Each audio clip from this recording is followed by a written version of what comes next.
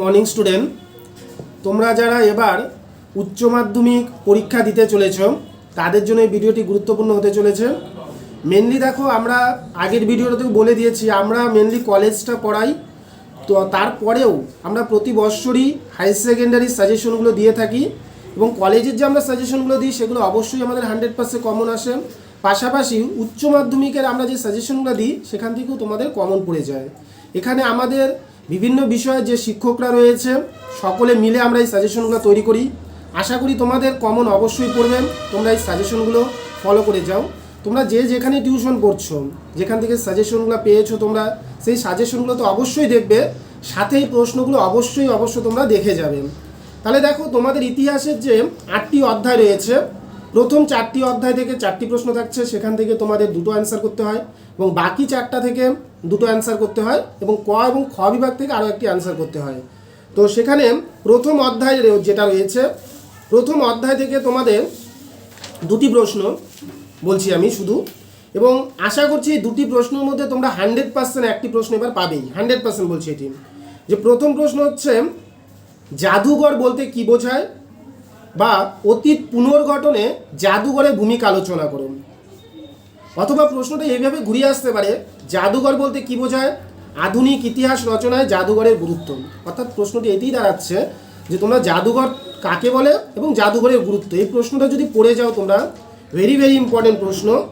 যদি এই প্রশ্নটা না আসে তাহলে এই চ্যাপ্টার থেকে যে প্রশ্নটি আসবে সেটি হলো, জাদুঘর বলতে কি বোঝায় এবং মিউজিয়াম বা জাদুঘরের প্রকারভেদগুলি আলোচনা করো। তাহলে দেখো, এখানে একটা 8 নম্বর প্রশ্ন আমি বলে দিচ্ছি যে জাদুঘর, প্রথম চ্যাপ্টারটাই তোমাদের রয়েছে জাদুঘর। তাহলে ফার্স্ট প্রশ্ন হচ্ছে, জাদুঘর কাকে বলে, অতীত পুনর্গঠনে জাদুঘরের গুরুত্ব আলোচনা করো। এবং 2 নম্বর প্রশ্ন হচ্ছে, জাদুঘর কাকে বলে এবং জাদুঘরের প্রকারভেদগুলো আলোচনা করো। ভিন্ন ভিন্ন যে জাদুঘরগুলো রয়েছিল সেই জাদুঘরগুলো সম্বন্ধে তোমাদের দেখে যেতে হবে। খুব ভালো করে এই 2টা প্রশ্ন পড়ে যাও।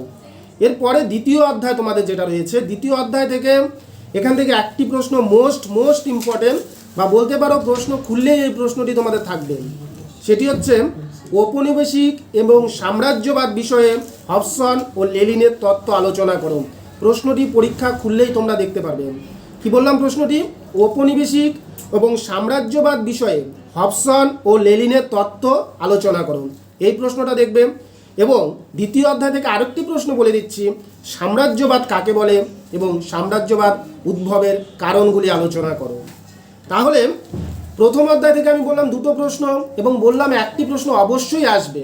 এবং দ্বিতীয় অধ্যায় থেকেও 2টা প্রশ্ন বললাম, যার মধ্যে মোস্ট ইম্পর্টেন্ট রয়েছে ঔপনিবেশিক এবং সাম্রাজ্যবাদ বিষয়ে হবসন ও লেনিনের তত্ত্ব আলোচনা করো। খুব ভালো করে প্রশ্নটা দেখে যাও। তৃতীয় অধ্যায় তোমাদের বেশ বড় রয়েছে। তো এখান থেকে আমি বলছি যে প্রশ্নগুলো, সেখানে থেকে তোমাদের 3টি প্রশ্ন রয়েছে। ভারতের রেলপথ বিস্তারের কারণ ও ফলাফল আলোচনা করো। ভারতের রেলপথ বিস্তারের কারণ ও ফলাফল আলোচনা করো। বা প্রশ্নটি ঘুরিয়ে আসতে পারে, ভারতের রেলপথ স্থাপনের উদ্দেশ্য কী, বা ভারতীয় অর্থনীতির ওপর রেলপথের প্রভাব আলোচনা করো। কি বললাম? ভারতের রেলপথ বিস্তারের কারণ ও ফলাফল আলোচনা করো। এবং প্রশ্নটা ঘুরিয়ে আসবে, ভারতের রেলপথ স্থাপনের উদ্দেশ্য ও ভারতীয় অর্থনীতির ওপর কী প্রভাব পড়েছিল।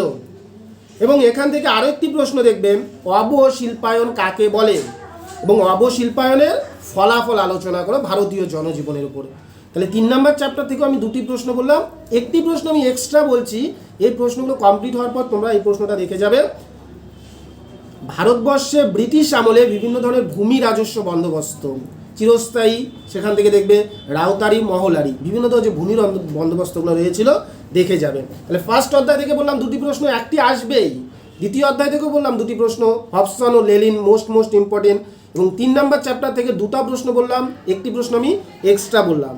চতুর্থ অধ্যায় অর্থাৎ 4 নম্বর অধ্যায়, ঈশ্বরচন্দ্র বিদ্যাসাগরের শিক্ষা ও সামাজিক সংস্কার আলোচনা করো। চতুর্থ অধ্যায়ের যদি বলো কোনো একটি প্রশ্ন, তাহলে এই প্রশ্নটি বলবো স্টার দেওয়া প্রশ্ন, ঈশ্বরচন্দ্র বিদ্যাসাগরের শিক্ষা ও সামাজিক সংস্কার আলোচনা করো। পাশাপাশি এখানে আরও 2টি প্রশ্ন দেখে যেতে পারো, সেটি হচ্ছে, ক্যান্টন বাণিজ্যের মুখ্য বৈশিষ্ট্যগুলি আলোচনা করো। এই বাণিজ্যের কীভাবে অবসান হয়েছিল সাথে নবজাগরণটা দেখে যাবে, সীমাবদ্ধ প্রকৃতিটা দেখে যাবে। তাহলে এই চতুর্থ অধ্যায় থেকে আমি যেটা মোস্ট ইম্পর্টেন্ট প্রশ্ন বললাম সেটি হলো ঈশ্বরচন্দ্র বিদ্যাসাগরের শিক্ষা ও সামাজিক সংস্কার, পাশাপাশি ক্যান্টন বাণিজ্য। তাহলে দেখো প্রথম ক বিভাগ থেকে তোমাদের প্রথম অধ্যায়, দ্বিতীয় অধ্যায়, তৃতীয় অধ্যায়, চতুর্থ অধ্যায়, 4টি অধ্যায় রয়েছে। 4টি অধ্যায় থেকে 4টি প্রশ্ন আসবে, তোমার অ্যান্সার করতে হচ্ছে 2টো। আমি এখানে প্রশ্ন বলেছি টোটাল 8টি প্রশ্ন। তো 8টি প্রশ্ন থেকে আশা করছি এখানে তোমাদের 4টি প্রশ্ন কমন পড়ে যাবে। কিন্তু ওই যে বললাম ক খ কমপ্লিট করার পর তোমার আরও একটি প্রশ্ন এই 2টা বিভাগ থেকে লিখতে হবে, তাহলে তুমি হয়তো ক বিভাগ থেকে আরও একটি প্রশ্ন কমন পেয়ে যাবে, এবং এই প্রশ্নগুলো পড়লে তুমি এখান থেকে অ্যান্সার টোটাল 3টা করে দিয়ে আসতে পারবে 8টা প্রশ্নের মধ্যে। এরপরে আমি পঞ্চম অধ্যায় নিয়ে আলোচনা করছি। পঞ্চম অধ্যায়ের যেটি সবথেকে বেশি ইম্পর্টেন্ট প্রশ্ন সেটি হলো জালিয়ানওয়ালাবাগের হত্যাকাণ্ড কী, বা এর প্রেক্ষাপট আলোচনা করো, বা জালিয়ানওয়ালাবাগ হত্যাকাণ্ড বলতে কী বোঝায়, এর প্রেক্ষাপট, মেনলি জালিয়ানওয়ালাবাগের হত্যাকাণ্ডটা দেখে যাবে। পাশাপাশি এখান থেকে লখনৌ চুক্তিটা দেখবে তোমরা, ভারত 1935 সালে ভারত শাসন আইনটা দেখতে পারো। তাহলে পঞ্চম অধ্যায় থেকে আমি 2টা প্রশ্ন বললাম, একটা হচ্ছে জালিয়ানওয়ালাবাগের হত্যাকাণ্ড এবং আরেকটি বললাম লখনৌ চুক্তি। এরপরে 6 নম্বর অধ্যায়ে চলে যাচ্ছি। 6 নম্বর থেকে তোমরা যেটা দেখবে সেটি হচ্ছে ভারত ছাড়ো আন্দোলনের প্রেক্ষাপট ও কারণ সমূহ আলোচনা করো। স্টার্ট দেওয়া প্রশ্ন, ভারত ছাড়ো আন্দোলন। আমি দেখো প্রত্যেকটা চ্যাপ্টারে 2টো করে প্রশ্ন বলছি, তারপরেও একটা প্রশ্ন আমি স্টার্ট দেওয়া বলছি বা ভিভিআই বলছি। তার মানে কি ওই প্রশ্নগুলো অবশ্যই দেখে যেতে হবে, এবারের জন্য ভেরি ইম্পর্টেন্ট প্রশ্ন। এরপরে 6ষ্ঠ অধ্যায় থেকে তোমরা আরেকটি প্রশ্ন দেখবে, সেটা হচ্ছে ক্রিপস মিশন। ক্রিপস মিশনটা ভালো করে দেখে যাবে। 7ম অধ্যায় এখন বলছি, 7ম অধ্যায় থেকেও আমি 2টা প্রশ্ন বলছি। একটি হচ্ছে ট্রুমান নীতি বা মার্শাল পরিকল্পনার উদ্দেশ্য কী, এবং আরেকটি হচ্ছে কিউবার ক্ষেপণাস্ত্র সংকট সংক্ষেপে আলোচনা করো। 2টা প্রশ্ন এখানে। এবং লাস্ট 8ম অধ্যায় থেকে একটি প্রশ্ন দেখবে, অব উপনিবেশীকরণ কী বোঝায় এবং সামাজিক, রাজনৈতিক, অর্থনৈতিক তাৎপর্য বোঝে কী বলা হয়। অব উপনিবেশীকরণ হোচিমিনটা একটু দেখতে পারো। তাহলে দেখো সাজেশন তেমন একটা বড় বলিনি, যার মধ্যে আমি মোস্ট ইম্পর্টেন্টগুলো বলে দিয়েছি। প্রথম অধ্যায় থেকে অবশ্যই তোমরা যেটা দেখবে জাদুঘর, সেকেন্ড অধ্যায় থেকে তোমরা অবশ্যই দেখবে লেনিন এবং হবসনের তত্ত্বটি, তৃতীয় অধ্যায় থেকে তোমরা অবশ্যই দেখবে রেলপথ, অবশিল্পায়ন, চতুর্থ অধ্যায় থেকে যেটা অবশ্যই দেখবে সেটা হচ্ছে ঈশ্বরচন্দ্র বিদ্যাসাগর, পঞ্চম অধ্যায় থেকে তোমরা জালিয়ানওয়ালাবাগ হত্যাকাণ্ড দেখবে, ষষ্ঠ অধ্যায় থেকে ভারত ছাড়ো আন্দোলন দেখবে, এবং সপ্তম অধ্যায় থেকে ট্রুমান ও কিউবার ক্ষেপণাস্ত্র সংকটটা দেখবে, এবং অষ্টম অধ্যায় থেকে অব উপনিবেশীকরণ এই প্রশ্নটা তোমরা অবশ্যই দেখবে। তাহলে তোমাদের জন্য এই সাজেশনটা তৈরি করা যেন তোমাদের কিছুটা উপকারে আসে, এবং তার জন্য বলবো তোমরা তো অবশ্যই দেখছো, এবং তোমাদের পাশাপাশি যারা এইচএস দিবে তোমাদের বন্ধুবান্ধব রয়েছে তাদের কাছেও তোমরা ভিডিওটা শেয়ার করবে, এবং তারাও যেন উপকার হতে পারে।